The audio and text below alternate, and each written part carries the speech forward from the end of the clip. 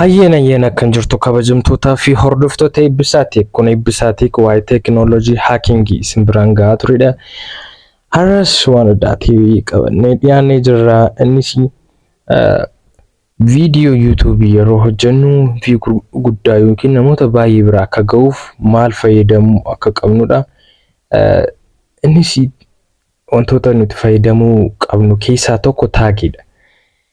Taagii gochuudhaafis wantoota nuti nu barbaachisan keessaa description gaarii yookiin taayitilii gaarii namooti biroon taagii akkamii akka isaan fayyadaman ilaaluudha. YouTube irratti viiyuu gurguddaa kan argatan akkamittiin argatan jennee search yeroo goonu taagiidha inni tokko inni jalqaba irratti dhufu jechuudha. Fakkeenyaaf YouTube irra galee keenyaaf jalqaba irratti kan nuuf jiru siinan fiilmii siinan kun maalirratti taagii godhamee akkamittiin viiyuu amma kana 561 qabaa ji'a keessatti akkamittiin kana qofaa miti sirbastoo danda'a kontentii sana irratti hojjetanii akkaataan itti viiyuu hamma kana argachuu adda baasuu dandeenya. Innis jalqabaa maal goona appilikeeshinii tag for video kan jedhu downloadii godhana. Asirratti akka argaa jirtan appilikeeshinii tags for video kan jedhu kana jechuudha. Appilikeeshiniin kun taagii viidiyoo baay'ee linkii isaa qofa koppii gochuudhaan asirratti pestii goone erga pestii goone booda taagii namooti sun fayyadaman hunduma isaa asirratti nuuf fida jechuudha. Fakkeenyaaf YouTube irra galee linkii kan fiilmii siinan kana koppii haa goonume.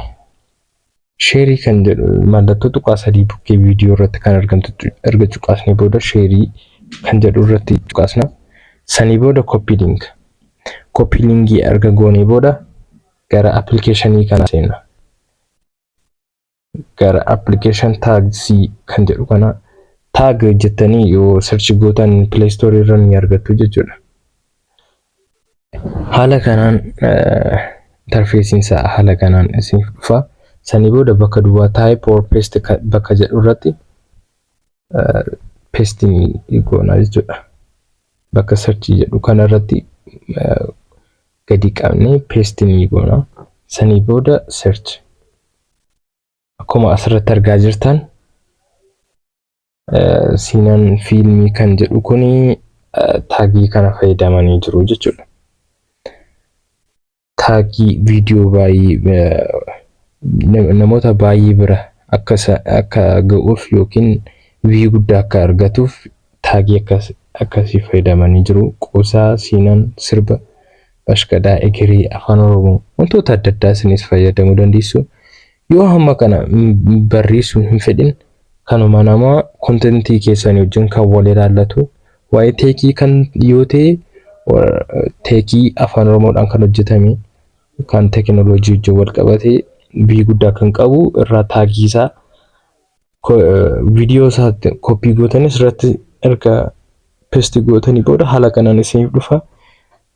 Gara gadiitti koppii all kan jedhu ni argitu.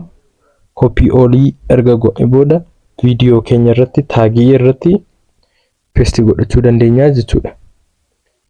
Haala kanaan viiyuu guddaa argachuu dandeenya jechuudha.